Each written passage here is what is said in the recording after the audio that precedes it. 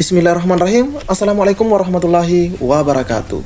Di video kali ini admin ingin kembali berbagi informasi penting buat rekan-rekan semua, yaitu mengenai aturan di P3K tahap 2 atau seleksi P3K di tahap 2 nantinya, dimana ada perubahan yang sangat mendasar di seleksi P3K tahap 2 dibanding P3K di tahap 1. Dan buat rekan-rekan yang memang baru saja akan mendaftar, contohnya dari guru sekolah swasta dan lulusan PPG yang baru akan mendapatkan kesempatan untuk mendaftar atau ikut tes seleksi, silahkan disimak terus videonya hingga akhir. Begitu pula buat rekan-rekan yang sudah lolos passing grade di tahap 1 dan tidak memiliki formasi, silahkan disimak juga videonya hingga akhir.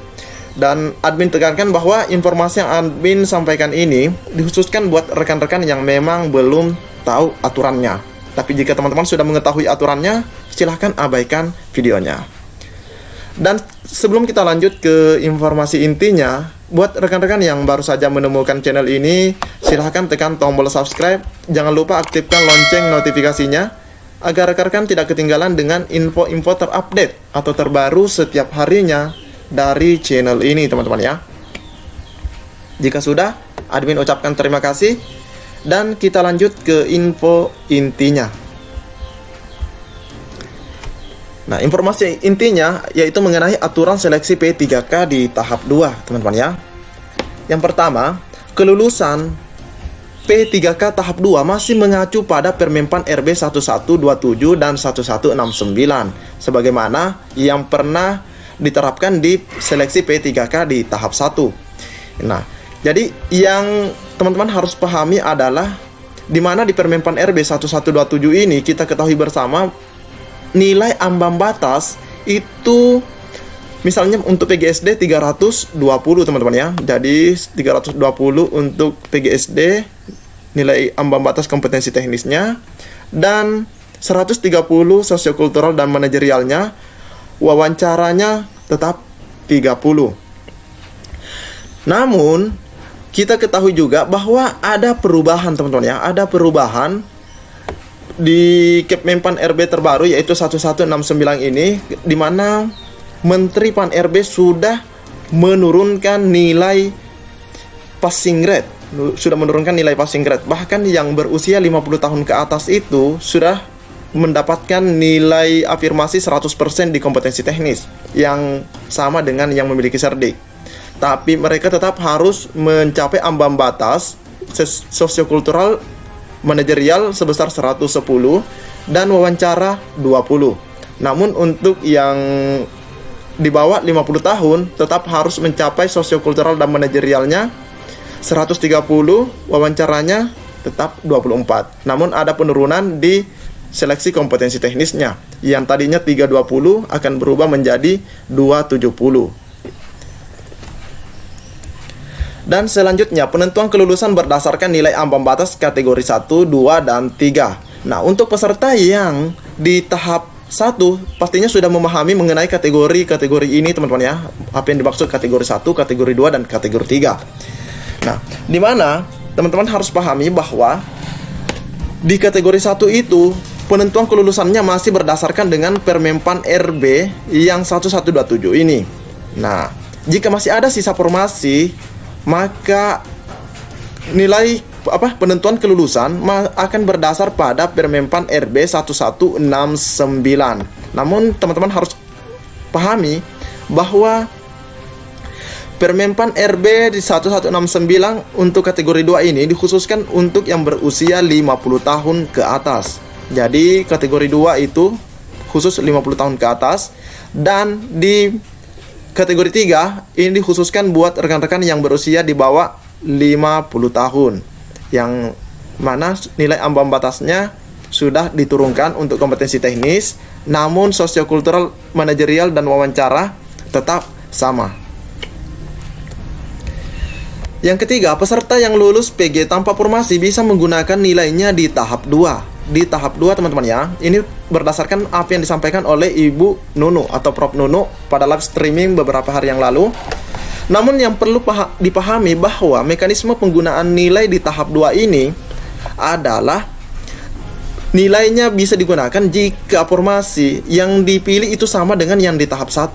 Misalnya, peserta P3K di tahap 1 lolos passing grade dan ingin menggunakan nilainya di tahap 2, bisa jika yang dipilih di P3K tahap 1 misalnya PGSD. Dan nilai itu bisa digunakan jika teman-teman itu memilih PGSD lagi di tahap kedua. Nah, seperti itu teman-teman ya. Tapi jika teman-teman itu passing grade di tahap 1 di jenjang PGSD, terus di tahap kedua teman-teman akan memilih SMP, maka teman-teman itu tidak bisa menggunakan nilai passing grade tersebut. Ini harus diingat baik-baik teman-teman ya. Jadi jangan asal menggunakan nilainya seperti itu. Yang keempat, mengenai afirmasi. Afirmasi tidak ada perubahan sesuai Permenpan RB nomor 28, di mana afirmasi itu tetap diberikan 100% buat pemilik cerdik, dan yang berusia di bawah 35 tahun itu tidak mendapatkan apa-apa, tidak mendapatkan afirmasi seperti itu. Kecuali yang 35 plus itu akan mendapatkan afirmasi usia 15%. Namun dengan catatan aktif 3 tahun teman-teman ya, aktif 3 tahun di Dapodik. Nah, selain daripada itu, kita ketahui bersama juga ada afirmasi di Permenpan RB 1169, yaitu berupa penurunan passing grade atau keringanan begitu teman-teman ya, buat yang berusia 50 tahun ke atas, dan yang di bawah 50 tahun itu ada pengurangan nilai kompetensi teknis. Jadi yang nomor 4 ini berkaitan dengan poin 1 dan 2. Yang kelima, tidak ada pengelompokan peserta. Nah, tidak ada lagi teman-teman ya, misalnya guru induk vs guru induk. Yang non-induk akan diperhitungkan nilainya dengan yang non-induk. Tidak ada lagi seperti itu teman-teman ya. Pokoknya non-induk dengan induk itu akan dilihat siapa yang mendapatkan nilai terbaik, tertinggi, maka dialah yang berhak mengisi formasi tersebut. Jadi tidak ada lagi istilah seperti itu teman-teman ya. Tidak ada istilah guru prioritas. Tidak ada lagi istilahnya guru induk harus dikedepankan seperti itu, sebagaimana yang ada di tahap 1. Jadi ini perlu teman-teman pahami bahwa tidak ada lagi istilah prioritas. Jadi buat rekan-rekan yang dari sekolah negeri dan induk, nah seperti itu, jika tidak lolos di tahap 1 kemarin, nah, teman-teman harus berjuang untuk mengalahkan saingannya, karena tidak ada lagi istilah prioritas. Beda dengan di P3K di tahap 1. Nah, mengenai sumber daripada informasi ini, teman-teman bisa lihat di Permenpan RB nomor 8, juga di Permenpan RB 1127 mengenai nilai ambang batas, dan di Permenpan RB nomor 1169 mengenai kebijakan terbaru ya dari Menteri Pan RB yang berupa penurunan passing grade seperti itu, atau biasa juga disebut dengan penyesuaian. Dan sumber yang keempat itu pernyataan Kemendikbud pada live streaming YouTube Kemendikbud RI, teman-teman ya. Nah, ini kembali admin perlihatkan mengenai afirmasinya. Teman-teman bisa lihat di Permenpan RB pasal 28 teman-teman ya. Ini pasal 28, dimana kita bisa lihat nilai afirmasi yang diberikan 100% buat yang berserdik, dan 15% bagi yang berusia 35 tahun ke atas, 10% buat yang disabilitas, dan 10% buat yang THK2. Ini 10% buat yang THK2 teman-teman ya. Selain daripada ini, kita lihat lagi di Permenpan RB 1169, di mana di sini dikatakan bahwa nilai ambang batas kategori 2 sebagaimana dimaksud pada diktum ketiga adalah sebagai berikut: 1110 untuk seleksi kompetensi manajerial dan sosiokulturalnya, 20 untuk wawancaranya. Nah, berbeda dengan nilai ambang batas kategori 3 sebagaimana dimaksud pada diktum ketiga adalah nilai untuk seleksi kompetensi teknis sebagaimana tercantum pada lampiran 1 yang merupakan bagian tidak terpisahkan dari keputusan menteri ini. Tetap 130 untuk seleksi kompetensi manajerial sosiokultural dan 24 untuk wawancara.